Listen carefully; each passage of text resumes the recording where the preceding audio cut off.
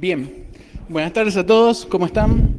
Mi nombre es Víctor David Casares, contento de poder estar acá compartiendo esta jornada con ustedes y agradecido a la gente de la organización.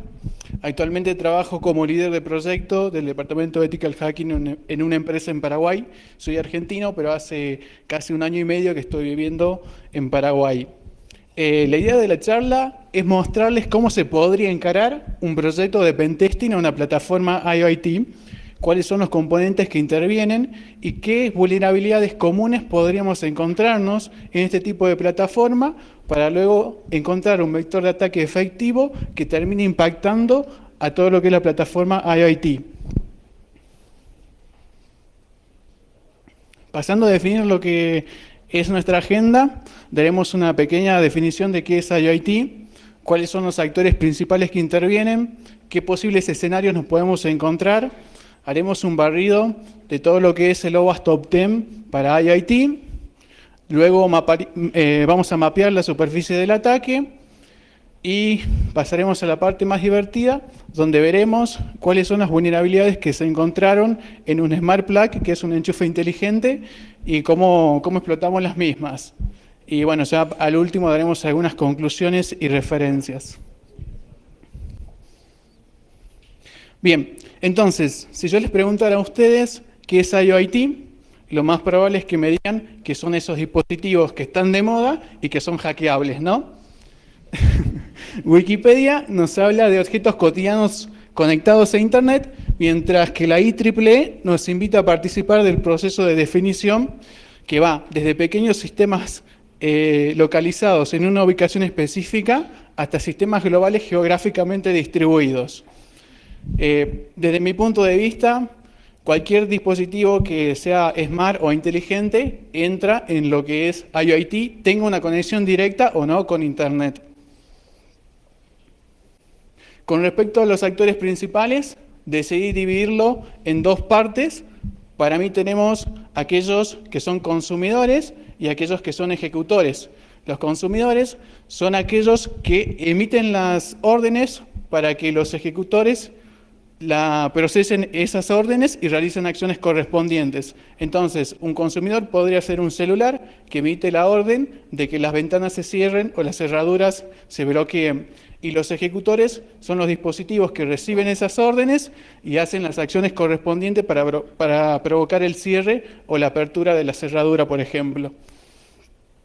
Un consumidor, como es un celular, podría pasar a ser un ejecutor dependiendo del tipo de plataforma IoT que nos encontremos. Así que si es que ese celular levanta una interfaz que va a gestionar y va a realizar acciones directas sobre la plataforma IoT, podría convertirse en un ejecutor también. Con respecto a los escenarios, existen dispositivos IoT que debido a su medio de comunicación solamente son accedidos desde un radio particular. Por ejemplo, si el medio de comunicación es Zigbee, vamos a tener de 0 a 100 metros para interactuar con la plataforma o con el dispositivo. Si es Wi-Fi también tenemos un radio parecido y si es NFC, bueno, tenemos que tener contacto. Después tenemos otro tipo de escenario que es cuando el dispositivo IoT es directamente accedido desde Internet y no se requiere un radio particular para interactuar con el dispositivo IoT. Si bien es posible encontrarnos también con un tipo de escenario en el cual tenemos o tendríamos, por ejemplo, una cerradura, esa cerradura se comunica a través de Zigbee, por ejemplo, a un hub IoT y ese hub IoT es accedido únicamente desde Internet. Ahí tendríamos la combinación de lo que son estos dos escenarios, pero generalmente, o por lo menos lo que me ha tocado a mí, son estos dos tipos de escenarios los más utilizados hoy. Haciendo un barrido sobre lo que es el OWASP Top 10 para dispositivos para IoT, el primer punto nos habla sobre las interfaces web inseguras, ya sean que estas interfaces sean accedidas interna o externamente, o sea, interna solamente en el radio en el cual está la plataforma o externa que estén publicadas hacia Internet. Ahí lo que haríamos es buscar las clásicas vulnerabilidades web como cross-site scripting, SQL injection, path traversal, cross-site forgery y demás. El punto número 2 nos habla sobre la insuficiencia en la autorización y la autenticación. Recordemos que la autenticación es el proceso mediante el cual se identifica una persona y la autorización es el proceso mediante el cual se identifica si esa persona tiene acceso o no a determinados recursos. Entonces, cuando vamos a chequear la autenticación, tendríamos que fijarnos si el dispositivo o la plataforma permite claves triviales, si se cuenta con una política de contraseñas robustas, si hay un historial de contraseñas, por ejemplo. Y en cuanto a la autorización, chequearíamos la segregación de roles, que los usuarios con bajos privilegios no puedan acceder a funciones de los usuarios administradores.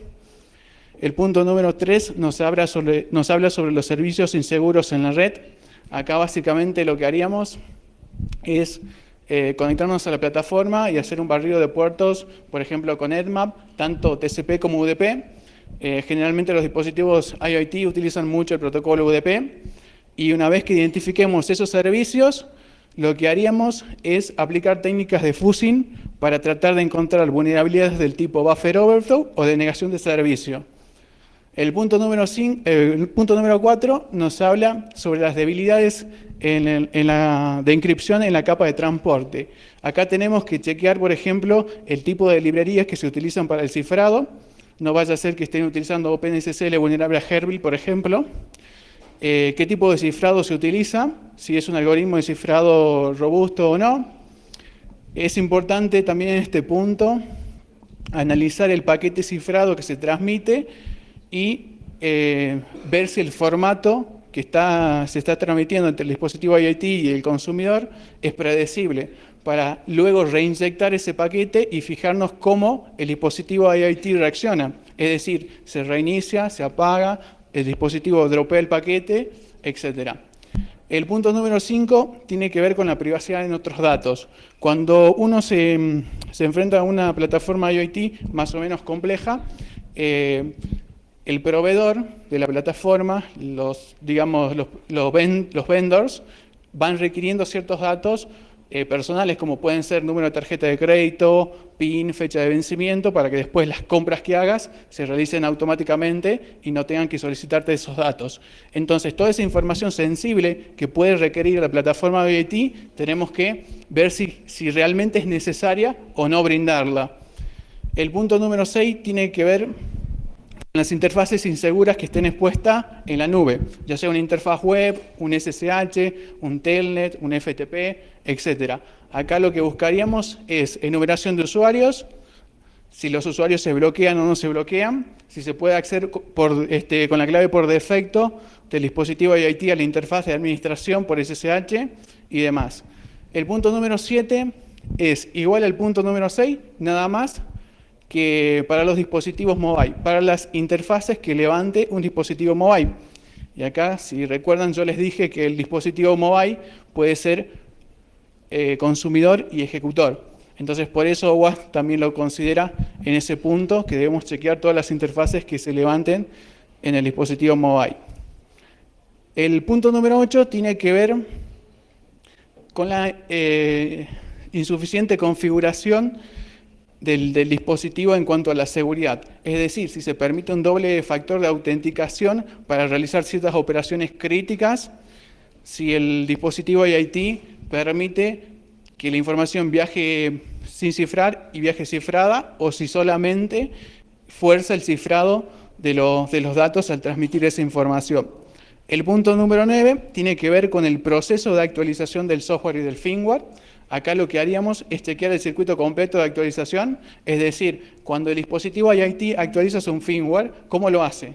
Lo hace por HTTP, lo hacemos a través de una consola de administración, donde subimos ese nuevo firmware. ¿Hay un chequeo de integridad de eso o no? Todo eso tenemos que tener en cuenta en lo que es el punto número 9 de OWASP Top 10 para IoT. El punto número 10 tiene que ver con las debilidades en la capa física. Acá aplicaríamos todo lo que es el mundo de hardware hacking. ¿Sí? Imagínense ustedes un dispositivo IoT que recibe información sensible. Si alguien tiene acceso físico a ese dispositivo que contiene toda esa información sensible, ¿qué es lo que pasa al abrir ese dispositivo? La información se destruye, no se destruye. Esa información que estaba ahí estaba cifrada con un algoritmo robusto. ¿Qué pasa si me conecto a las interfaces seriales del dispositivo IoT al abrirlo? ¿Tengo una shell de root o no? Bueno, todas esas preguntas y todo ese mundo de hardware hacking tendríamos que aplicarlo al punto número 10 de Lobos Top 10. Bien, profundizando más en la superficie del ataque, una vez que nosotros identificamos cuáles son todos los componentes que intervienen, cuáles son los medios de comunicación que se utilizan entre cada dispositivo, podemos empezar a hacernos ciertas preguntas que nos permitan determinar qué tipo de vector de ataque será efectivo para la plataforma IoT y qué tipo de vector de ataque no será efectivo.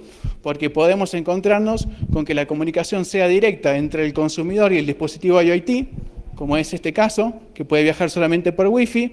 Podemos encontrarnos con algún tipo de plataforma que solamente sea accedida a través de Internet, o bien que la comunicación pase por un dispositivo intermedio y sea ese dispositivo intermedio quien dialogue finalmente con el dispositivo IoT.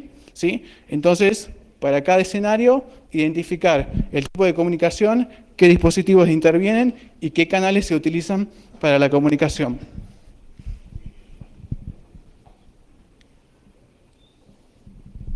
Un punto importante es analizar lo que pasa entre el celular y el dispositivo IoT.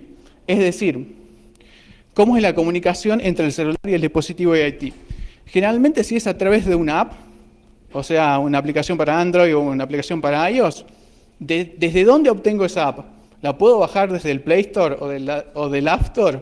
¿La puedo bajar desde la página del vendor sin autenticación? Todas esas cosas debemos preguntarnos. Y si la comunicación es directa, a través de Internet solamente, ¿cuáles son los servidores que intervienen en ese proceso?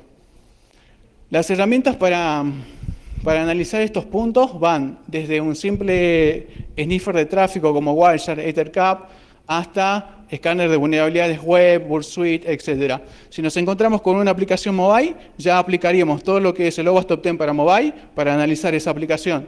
Si nos encontramos con una interfaz web, pues aplicaríamos todo lo que es OWASP Top 10 Web para analizar la aplicación web. Otro punto importante es saber qué es lo que pasa entre el dispositivo IoT y el hub IoT. Acá vamos a poner mucho foco en el firmware, en el proceso de actualización del firmware. ¿Qué pasa si el firmware del dispositivo se actualiza por HTTP? Generalmente, todos los dispositivos IoT tienen que tener un proceso de actualización del firmware de manera automática. Si nosotros estamos en la misma red y la actualización va por HTTP, podríamos hacer un nombre del medio y cambiar ese firmware por uno que tenga un backdoor. Entonces, al momento de actualizar el dispositivo IoT, ya lo dejaríamos con un backdoor adentro. Otro punto importante es extraer el file system del firmware y buscar claves que estén hardcodeadas, backdoors. Si ese firmware, por ejemplo, levanta una interfaz web que fue desarrollada en PHP, podríamos buscar inyección de código y luego explotar esas vulnerabilidades posteriormente. Supónganse que encuentran inyección de código en un firmware versión 12 de X dispositivo. El fabricante lanza una nueva versión de firmware, entonces ahí ustedes podrían aplicar alguna técnica de diff para chequear cómo ese firmware, esa vulnerabilidad fue resuelta, comparando los dos archivos, el viejo archivo que era vulnerable y el nuevo archivo que viene en la nueva actualización del firmware. Entonces ahí podrían chequear si el parche que aplicaron es realmente efectivo o si existe alguna manera todavía de poder bypassear ese parche y que la vulnerabilidad siga estando. Si encontramos claves hardcodeadas o backdoors, bueno, ya podríamos buscar en Shodan cuántos dispositivos IoT están conectados y a partir de ahí alguien podría crear una botnet, por ejemplo. Las herramientas para este tipo de análisis van desde un simple binword que se utiliza para el análisis de firmware, ReadF y herramientas de debugger como IDA-Pro, Hopper y Radare. La imagen que están viendo ahí es el Smart Plug que nos va a servir para la demo y tiene una aplicación para Android y una aplicación para iOS.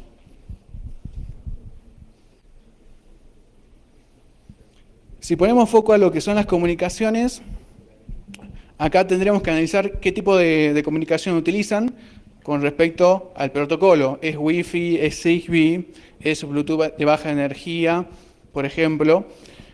¿Cómo están estas comunicaciones? Hay muchos dispositivos IoT que trabajan en una radiofrecuencia menor a 1 GHz con protocolos que no están documentados, o bien esos protocolos están documentados, pero son propietarios. Entonces, vamos a requerir de ciertos equipos físicos para poder hacer este tipo de análisis. Algunos equipos que sí o sí necesitaríamos para hacer este tipo de análisis es un jack RFC One, por ejemplo, un Bluetooth de baja energía y un R-Receiver que sirve para snifear el tráfico Wi-Fi. Y algún software especial también como GNU Radio para hacer ingeniería inversa sobre esas señales y tratar de encontrar algún vector de ataque en la plataforma IoT. Otro punto importante es si el dispositivo IoT o si la plataforma está protegida contra ataques de replay, que es generalmente el tipo de ataque más común que hay hoy en día en las plataformas IoT. Bien, como un ejemplo de lo que son las comunicaciones, decidí tomar Zigbee, ya que, bueno, es uno de los protocolos más utilizados en Internet de las Cosas y es uno de los más documentados también. Zigbee soporta 3 tipos de topologías: estrella, árbol y malla. Independientemente de la topología, en cada una vamos a encontrar lo que es un nodo final, un coordinador y un router. El nodo final es el end device, como se llama, que es un dispositivo que permanece durmiendo la mayor parte del tiempo, por lo cual su consumo de energía es bastante bajo y puede tener baterías que duren meses o años, dependiendo de la cantidad de eventos que los despierten o no. El coordinador se encarga de administrar las rutas y el router de Zigbee se encarga de unir las diferentes topologías. La imagen que ven a su derecha es un R-Receiver, es un hardware que se utiliza para snifar el protocolo Zigbee, y una de las herramientas que más se utiliza para hacer el snifeo del tráfico Zigbee se llama Killer Bee, que está en GitHub, se lo pueden descargar y se lo instalan. Es bastante fácil de utilizar. Les voy a mostrar un poco un proyecto de investigación en el cual estoy trabajando. Es un proyecto agrícola, para que vean cómo luce el protocolo Zigbee. La topología de red que implementaron en este tipo de proyecto es una topología en malla, por lo cual se pueden llegar a cubrir más o menos 1000 metros con todos los dispositivos que pusieron. Si ustedes ponen más dispositivos y expanden más la malla, van a abarcar más espacio. Tenemos muchísimos paquetes mal formados, obviamente, pero vamos a ir a uno que esté bien formado. La IEEE para Zigbee es 802.15.4, y acá pueden ver la especificación de cómo lo toma Wireshark, pero lo más importante es la parte de data. No sé si se ve bien. Vamos a agrandarlo un poquito. Les comento un poco el contexto. Es un proyecto agropecuario. No le puedo decir mucho porque es privado, pero imagínense que hay dispositivos dispersos por toda la superficie, ¿sí?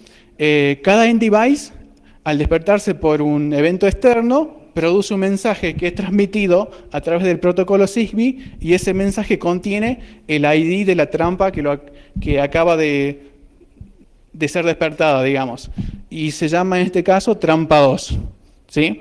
Entonces, un atacante que esté en el mismo radio de comunicación podría capturar ese tráfico, saber cuál es el mensaje que se está enviando a un concentrador, porque luego toda esta información de los diferentes end devices que hay situados va a un concentrador, y ese concentrador procesa esa información y arroja resultados para que alguien ejecute determinadas acciones. Entonces, un atacante podría ponerse a iniciar este tráfico Zigbee, saber cómo es el formato del mensaje que se envía, tomar este pcap y luego editarlo con un editor de hexadecimal y cambiar trampa 2 por trampa 4, trampa 5, trampa 6 y luego reinyectar en la red esos valores. Y a partir de ahí estaría arruinando la investigación que ya lleva más de un año aproximadamente, ¿sí? Porque el concentrador recibiría esa información y los valores nuevos que está recibiendo son totalmente manipulados por el atacante. Así que, complicado.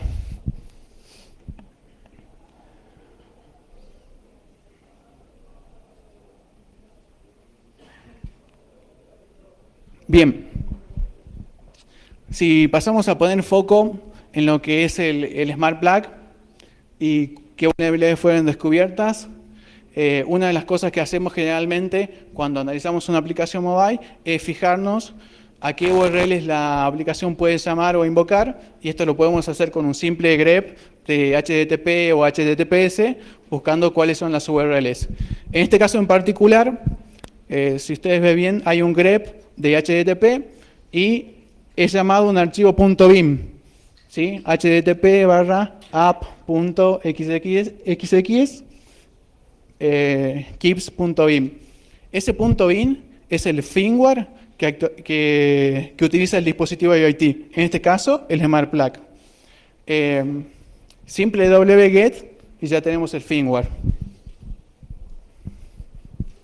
Sin ningún tipo de autenticación previa, sin ningún tipo de autorización, sin nada.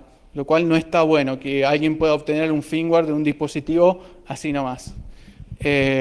Una vez que obtenemos el firmware, lo que haríamos es extraer el file system de ese firmware, con el objetivo de analizar si hay backdoors, si hay alguna clave hardcodeada, si hay algunos archivos que permiten la inyección de código, por ejemplo.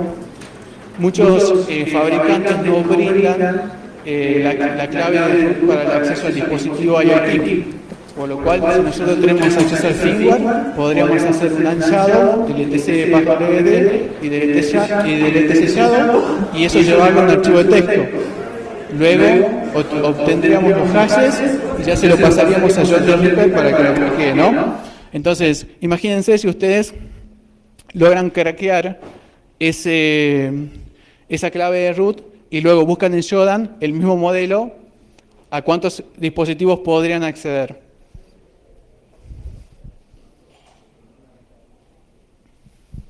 Otro punto importante es buscar dentro del APK cuáles son las funciones o cuáles son las librerías que se están utilizando para el cifrado de los datos. También en este caso se hace con palabras grepeando, por ejemplo, grepeando la palabra encode o encrypt o AES, podemos empezar a tener información sobre el nombre de las funciones o qué binario está siendo utilizado para llevar a cabo esa tarea. Generalmente todos los cifrados y demás se realizan utilizando una librería externa, que ahí en este caso se llama libndk-03SO. Una vez que identificamos esa librería, lo que tenemos que saber es para qué tipo de arquitectura fue compilada esa librería. Porque si vamos a llevarla a un debugger, tenemos que indicarle ese tipo de información.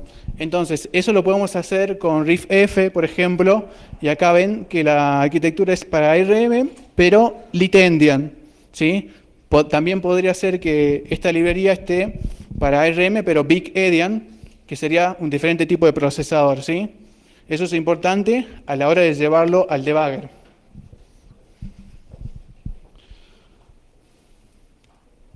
Bien, cuando lo llevamos al debugger, ¿qué tenemos que buscar? Y las funciones de las cuales habíamos sacado el nombre.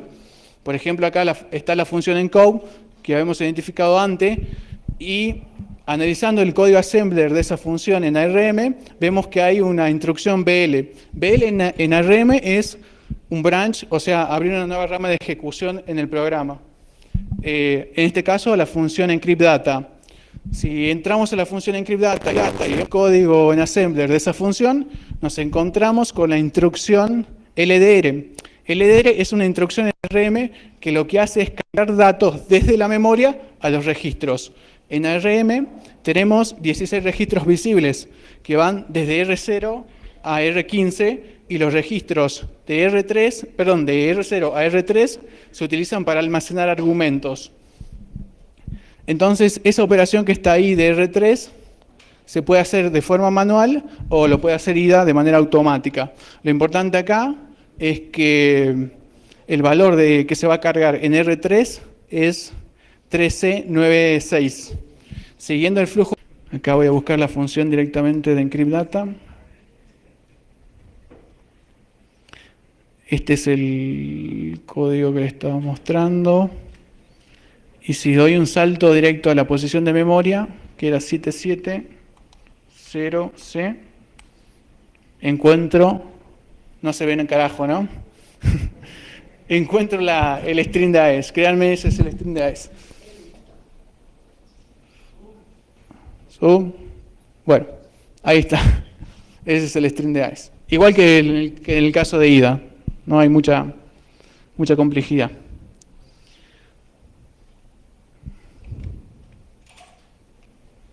Bien. Punto obligatorio cuando se hace un pentest a un dispositivo IoT es hacer un ataque de hombre del medio. En este caso, el dispositivo IoT levanta una señal Wi-Fi que se llama OK ISP3-MAC, la MAC del dispositivo, ¿sí? ¿Se acuerdan del punto 8 de OWASP Top 10 que mencionaba que la configuración de seguridad tiene que ser robusta? Bueno, en este caso, este dispositivo no obliga a que vos te configures una red con contraseña, ¿sí? Sino que permite que vos levantes una Wi-Fi abierta, por lo cual cualquiera podría conectarse a tu red Wi-Fi. Y el celular se conecta a esa red Wi-Fi y ahí vamos a hacer un ataque del hombre al medio. Así que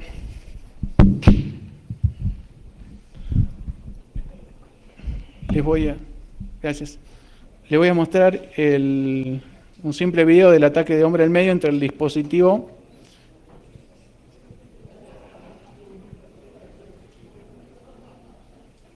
IoT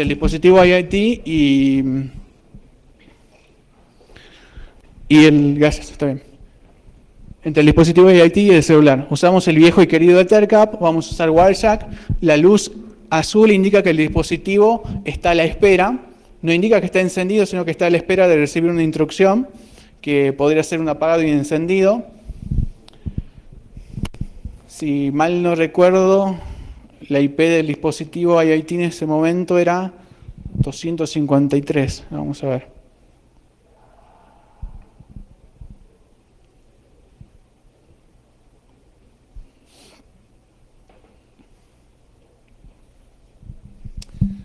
Creo que sí, la IP era 192.168.10.253, que es la IP del dispositivo IoT, y la IP del celular era la 231.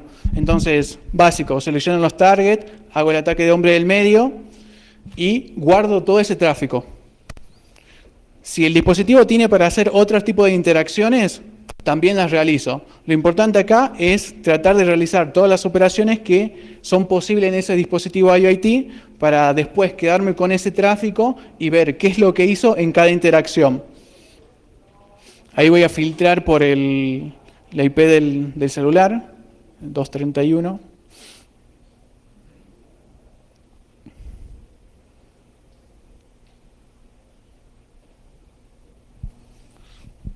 Bueno, van a ver que el puerto es UDP y también si observan detenidamente, van a ver que hay mucho tráfico broadcast que está circulando por la red, ¿no?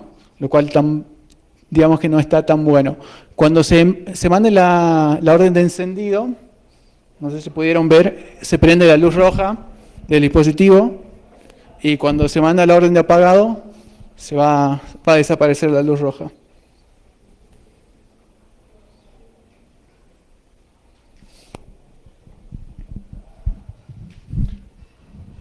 Bien, una vez que hacemos esa tarea, el siguiente paso es analizar la información que tenemos en SPCAP.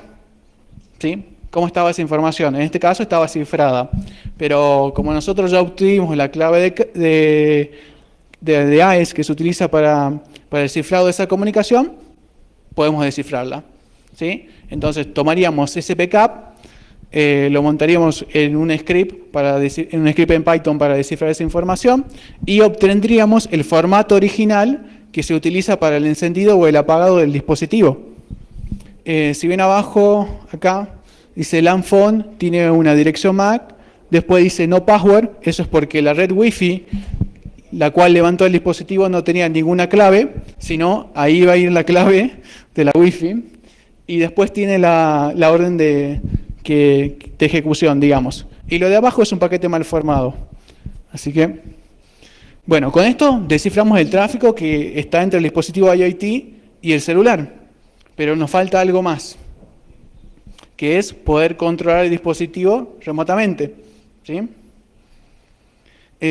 Para eso se creó un exploit donde vamos a configurar todos los datos que venimos obteniendo desde el principio, como la dirección IP, la dirección MAC, el SSID del dispositivo, la clave AES y el formato de la orden para un encendido y para un apagado, ¿sí? Que es lo que obtuvimos anteriormente. Si no tenemos ese formato, no vamos a poder enviar el mensaje correctamente, ¿sí?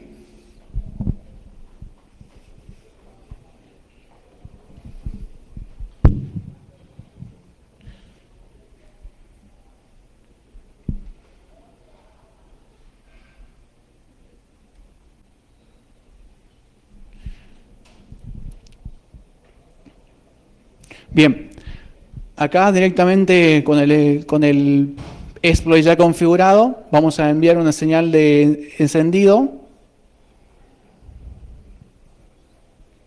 Se acaba de encender el dispositivo IoT y, bueno, mandaremos también una señal de apagado donde apagaremos el dispositivo remotamente.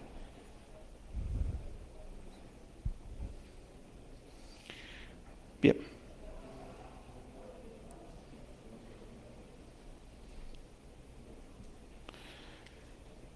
Entonces, como conclusiones, cuando vamos a testear una plataforma IoT, esta plataforma realmente era simple porque tenía 2 dispositivos, pero si tenemos algún hub IoT y tenemos cierta comunicación en la nube también, se vuelve un proyecto mucho más grande, pero la idea es identificar siempre cuáles son todos los dispositivos que intervienen, cuáles son los canales de comunicación que se utilizan, analizar cada componente por separado buscando todas las vulnerabilidades que se puedan encontrar y después de eso decir, bueno, tengo esta vulnerabilidad que me sirvió para sacar la clave AES y a partir de ahí descifrar el tráfico. Bueno, encontré la otra vulnerabilidad que me permite hacer la reinyección del paquete.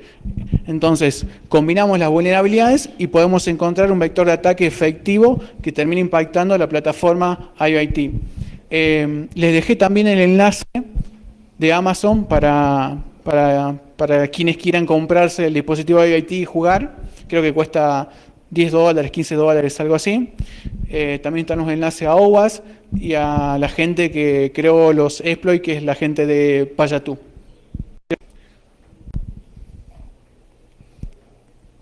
¿Alguna pregunta?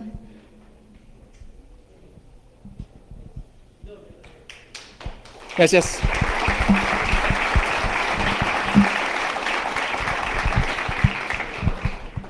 Muchas gracias, Víctor. Ahora sí pasemos a la parte de las preguntas. Primero acá que está más cerca y luego. Hola, buena tarde. Gracias. Quiero saber si conoces el proyecto IOTA. No, es una criptomoneda, ¿la conoces? Que tiene una base no blockchain, sino denominada Tango.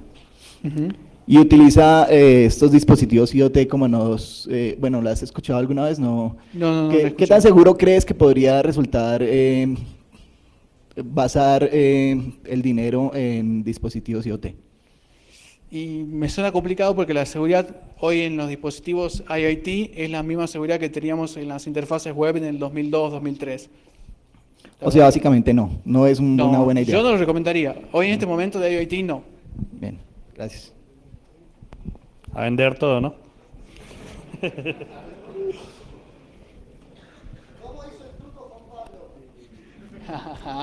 No, un mago nunca revela los secretos de otro mago. Es el punto número 1 cuando vas a los mandamientos de los magos. Una pregunta, ¿dónde podemos encontrar el top de vulnerabilidades que Está- presentaste tú? De OWASP.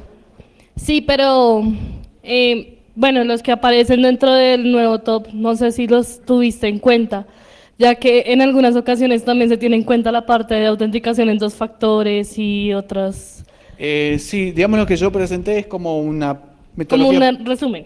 Sí, es un resumen de una metodología propia que cuando me tocó hacer un pentest para la plataforma dije, bueno, hay que tener en cuenta esto y salió eso, digamos. La idea de la charla era compartir mi experiencia en esto. Obviamente, si empezamos a tocar cada punto, hardware hacking, tenés un montón para hacer y no vimos nada de hardware hacking. O sea, no vimos nada de conectarnos por interfaces seriales y demás. Para hacer un verdadero pentest de una plataforma IoT se necesita un equipo de gente. En realidad, si la plataforma es bastante compleja, vas a necesitar un equipo de gente que te haga la explotación digamos, del binario, si está en MIPS, si está en RM, que busque buffer overflow ahí. O sea, es bastante complejo si vas a analizarlo a modo de una plataforma que esté bastante bien diseñada, ¿no? Y digamos en el caso de los ecosistemas IoT, que tienen que ver con las plataformas que los manejan, o sea, la parte de administración de todo lo que es el ecosistema, ¿tú lo analizarías desde la parte web o se analizaría como parte de la seguridad holística de todo el sistema? Y yo vería realmente cuáles son todos los dispositivos que intervienen y analizaría todo. ¿Alguna otra pregunta? ¿No? Bueno. ¿Quién levantó la mano?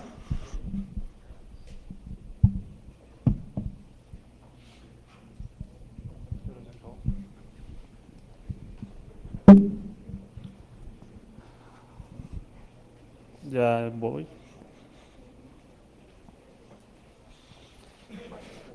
Última pregunta entonces. Bueno, muy buena charla. Me gustaría preguntar lo siguiente. Ya que estás hablando mucho de tecnologías IoT, me gustaría saber si tienes proyectos aplicados a lo que son los sistemas SCADA. De casualidad, de pronto, no sé si has trabajado respecto a eso. Con equipos SCADA particularmente no trabajé, pero hay muchas cosas de las que vimos acá que seguramente te van a servir para aplicarlo a las plataformas SCADA. Ok. Por ejemplo, Zigbee se utiliza mucho. Zigbee se utiliza muchísimo en SCADA. Zigbee es uno de los protocolos más utilizados en lo que es IoT. Generalmente se utilizan mucho para las luces, en el sentido de apagado de las luces, pero como ven también se utiliza en el sector agropecuario, donde se realizan investigaciones para determinar qué cantidad de ferticida o de veneno necesita determinado sector. Entonces, si están utilizando Zigbee para esos proyectos de investigación y no lo están implementando de manera correcta, le van a tirar abajo los datos de investigación.